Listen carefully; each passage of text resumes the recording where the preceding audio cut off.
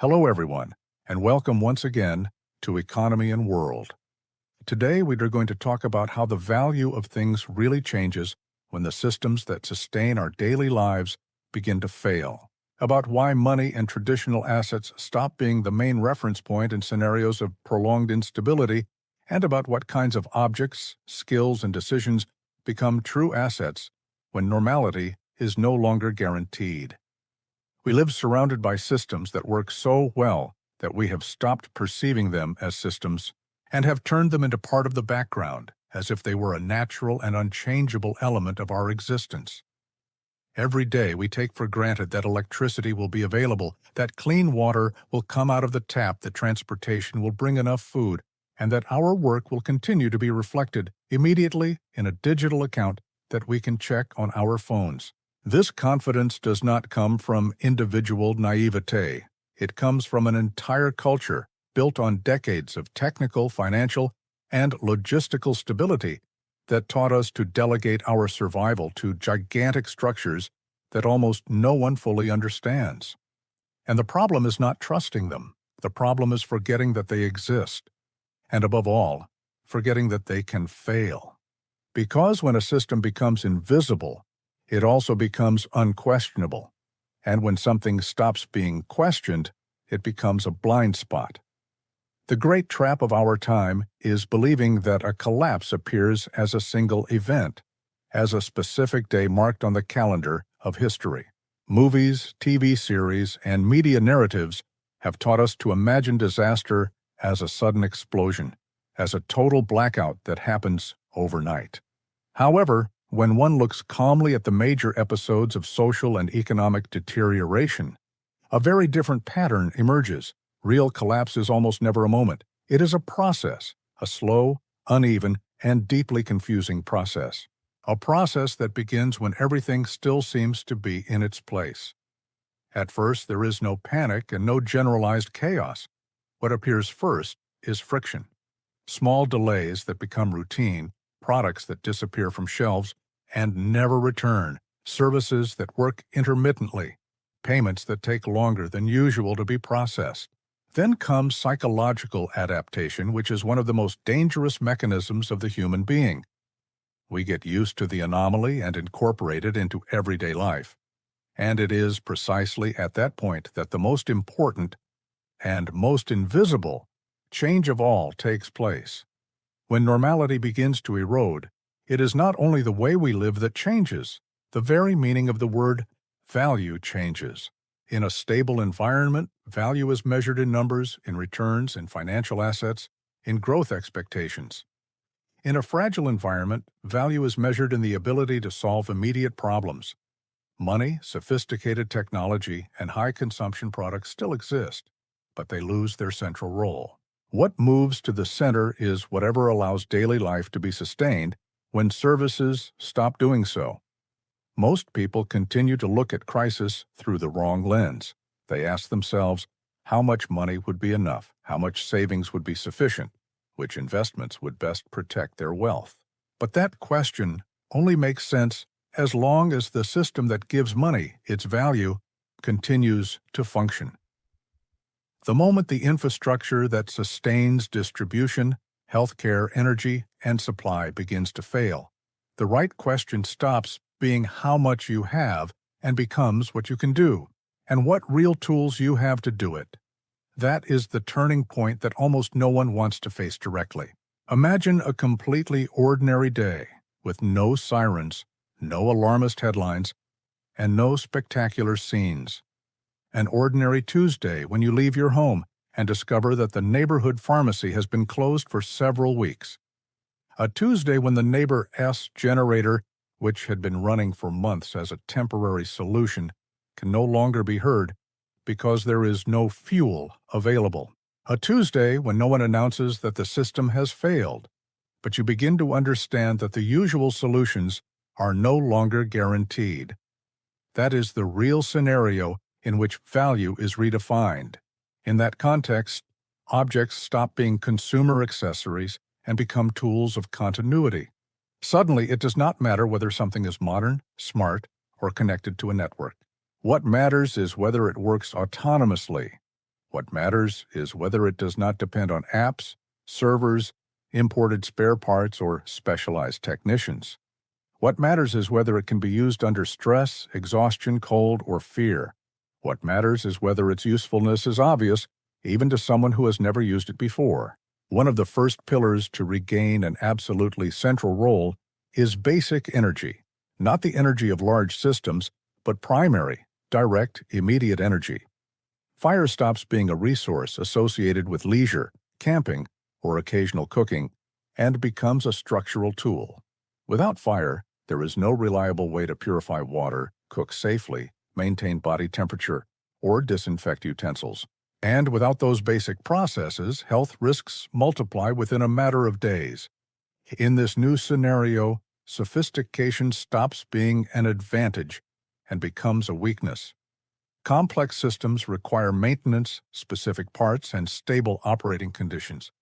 By contrast, simple sealed objects designed for immediate use gain disproportionate importance. A basic lighter, a small, light, and seemingly trivial, turns into a universal unit of value, not because it is rare or expensive, but because it concentrates in a single object the ability to produce one of the most critical resources for everyday survival.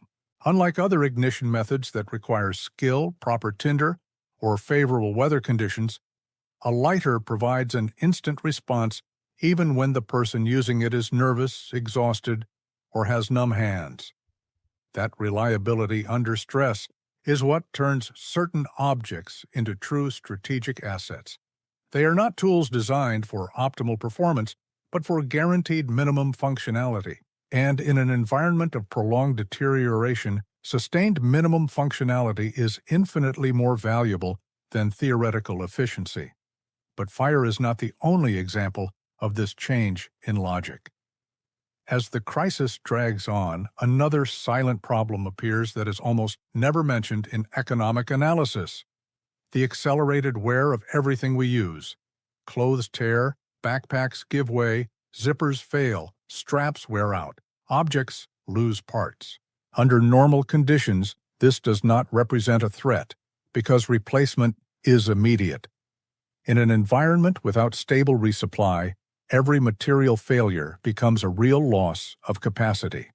For this reason, the ability to repair becomes one of the purest forms of functional wealth. A simple needle and a strong thread stop being minor household items and become safety tools. Closing a seam in a jacket is not an aesthetic gesture. It is a direct way to prevent heat loss, prolonged exposure, and, ultimately, physical deterioration. Restoring a backpack means preserving the ability to carry water, food, and tools. Repairing is about sustaining the minimum infrastructure of personal life when collective infrastructure no longer responds. In addition, in contexts where medical assistance becomes irregular or inaccessible, these tools acquire a second level of usefulness that is rarely mentioned. When properly sterilized, they have historically been used for emergency wound closures when no other alternative existed. They do not replace modern medicine, but they do help reduce immediate risks in situations where waiting can be fatal. That kind of cross-functional usefulness is what distinguishes an ordinary object from a true survival asset. And alongside repair, another decisive factor appears: speed of response. When a person is under prolonged pressure, fine motor skills deteriorate, attention becomes fragmented, and the ability to improvise decreases. That is why extremely simple and fast fastening systems become so important. Plastic cable ties, also known as zip ties, allow you to secure, join, repair, and stabilize structures in a matter of seconds. They work with gloves on, in cold conditions, with tired hands, and without the need for additional tools. From fixing an improvised door to securing a load, from building a small structure to improvising a splint, their versatility is almost impossible to match. They require no technical training, do not depend on external energy, and withstand a wide range of environmental conditions. Their value is not in their maximum strength, but in their universal ease of use. In a crisis economy, Anything that anyone can use automatically becomes more tradable than something only a few people know how to handle. All of these objects share a fundamental characteristic that is almost never mentioned when we talk about preparedness. They are not symbols of heroic self-sufficiency. They are practical extensions of the human capacity to maintain a minimum level of stability. They are not meant to dominate a hostile environment. They are meant to keep functioning within a deteriorated one. And that difference, although it may seem subtle, is what determines the kind of decisions that truly matter when the system stops protecting you. If so far we have talked about energy and repair, the next pillar that completely redefines value when the system weakens is everyday health. Not advanced medicine, not large hospital equipment, not specialized treatments, but the basic ability to prevent a minor situation from turning into a serious problem. Most people imagine that in a scenario of social deterioration, the main risk is violence, but historical experience shows a much quieter and more persistent pattern. Infections, poor hygiene, and cross-contamination are responsible for a huge proportion of preventable deaths. A small cut, a poorly treated blister, or a minor wound can escalate quickly when access to antibiotics, health centers, and professional care is no longer immediate. In that context, the simplest disinfecting products become true survival multipliers, not because they cure complex diseases, but because they reduce the likelihood that those diseases appear in the first place. Hydrogen peroxide is one of those items whose real value almost no one understands while everything is functioning normally. Its ability to clean wounds, eliminate surface pathogens, and disinfect basic instruments makes it a top-tier resource when the environment becomes hostile from a health perspective. But its usefulness is not limited to the human body. In extreme situations, it can also be used to clean food handling surfaces and to reduce risks in environments where hygiene has seriously deteriorated. When refrigeration is no longer stable and food must be processed quickly, disinfecting surfaces and utensils stops being a recommendation and becomes a direct necessity. The same principle applies to two products that for decades have been considered low-profile household solutions.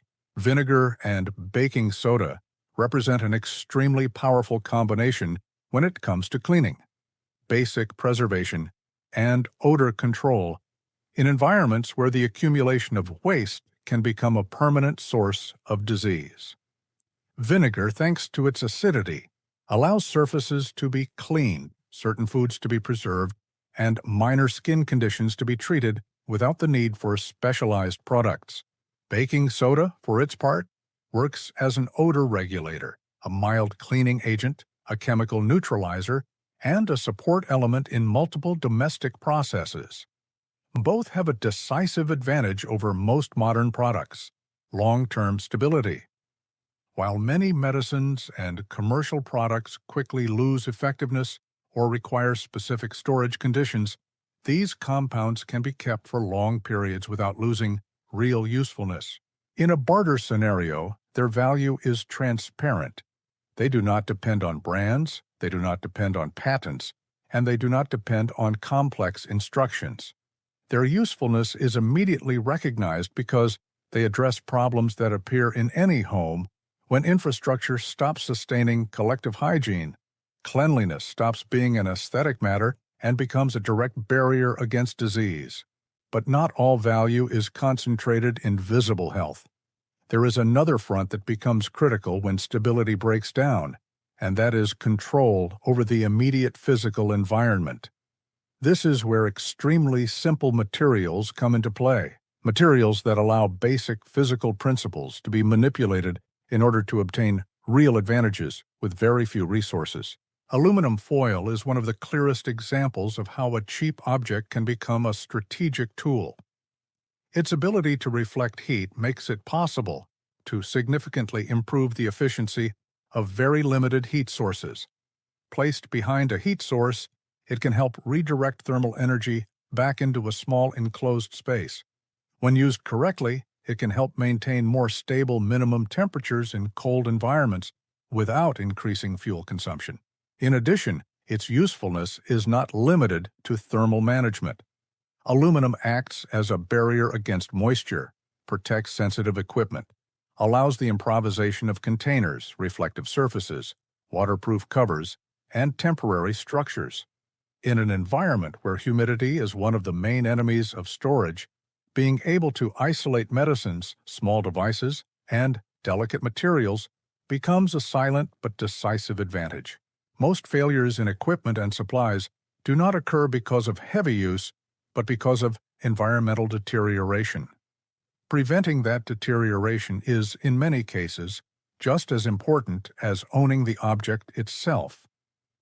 At this same level of maintenance, another fundamental element appears that is almost never included in household preparedness lists. Any tool with moving parts depends on lubrication to continue functioning properly. Knives, locking mechanisms, hinges, locks, hand tools, and precision devices degrade quickly when dust, moisture, and friction accumulate. Light machine oil makes it possible to extend the useful life of a huge number of objects that would otherwise become unusable in a short time. And in an environment where replacement is no longer a simple option, keeping what already exists operational is a direct way of preserving real capacity. Here, a social phenomenon appears that is rarely analyzed from a financial point of view. The person who has the ability to maintain tools, repair mechanisms, and restore functionality to essential objects gains a position of value within their immediate environment, not because of purchasing power, but because of direct usefulness. When a group depends on a very limited number of resources, whoever can extend the life of those resources becomes a point of stability. That form of value is not reflected in any bank account, but it is reflected in the network of relationships built around technical ability. As deterioration continues, small objects begin to take on an unexpected importance. Safety pins, for example, are one of the most underestimated tools of everyday life.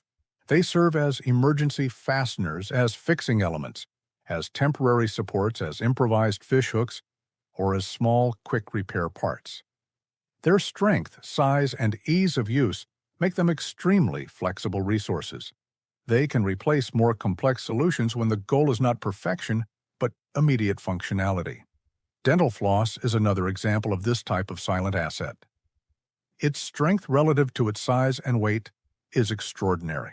It can be used as light cordage, as a fastening element, as support in fine repairs, and as an auxiliary resource in many situations where a conventional rope is too bulky or simply unavailable. In a context of scarcity, the relationship between volume, weight, and strength becomes a fundamental selection criterion. Every gram that is carried must justify its real usefulness.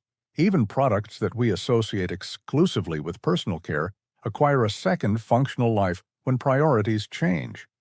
Lip balm, for example, plays an important role in protecting the skin against cracking, dehydration, and prolonged exposure to cold or wind.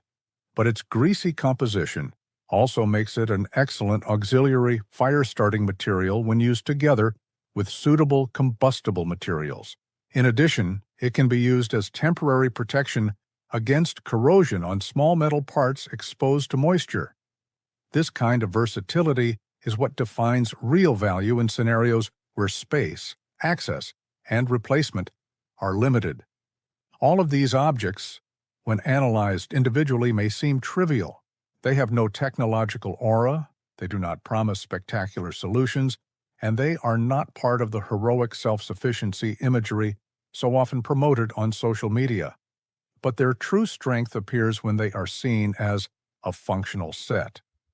Each one solves a different type of problem, but they all share one essential characteristic.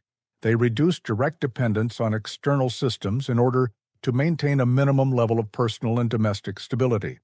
And this is where it is worth stopping to address a very widespread misunderstanding. Preparing does not mean isolating yourself from the world or building a fantasy of absolute independence. It means reducing the most critical points of failure in everyday life. It means accepting that we cannot control the system, but we can control our capacity for immediate adaptation when the system stops responding as we expect. That is the real difference between accumulating objects and building a functional reserve. The biggest mistake most people make when they start thinking about scenarios of social or economic deterioration is not underestimating the severity of a crisis, but overestimating the idea of total self-sufficiency.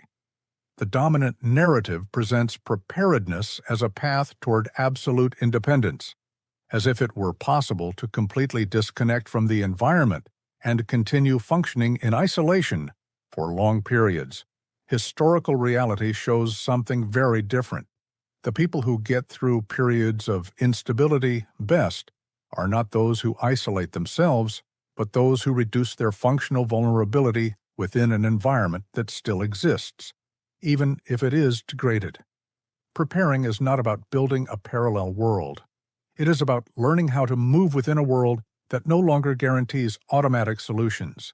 That difference completely changes the logic of what actually makes sense to accumulate. When the objects that truly make a difference in everyday life during a prolonged crisis are examined coldly, a very clear pattern emerges. They are not tools designed for isolated extreme situations, but resources intended to sustain basic routines over long periods of time.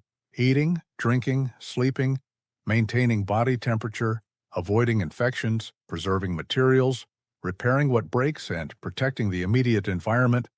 Everything revolves around continuity, not around spectacle, not around maximum performance, around continuity. Most preparedness content is focused on shock scenarios, high-intensity, short-duration moments. But real life, when a system degrades, looks much more like an endless sequence of small household problems that no one comes to fix.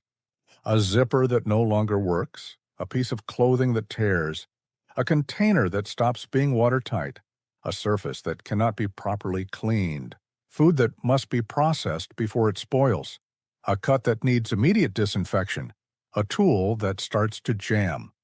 That is where it becomes clear why the truly valuable assets are not the most expensive or the most complex ones. They are the ones that reduce friction, the ones that prevent a small inconvenience from turning into a chain of bigger problems, the ones that allow a person to preserve their room to maneuver. Because when infrastructure fails, room to maneuver is the scarcest resource of all. A functional survival portfolio is not built by accumulating objects without criteria. It is built by covering categories of need: basic energy, health and hygiene, repair, fastening, protection against the environment, tool maintenance. Each item must justify its presence, not because of its rarity, but because of how often it can realistically be used. The more times it can solve a real problem in different contexts, the more value it has. This approach removes one of the most dangerous fantasies of modern preparedness, the idea that one large, definitive purchase is enough.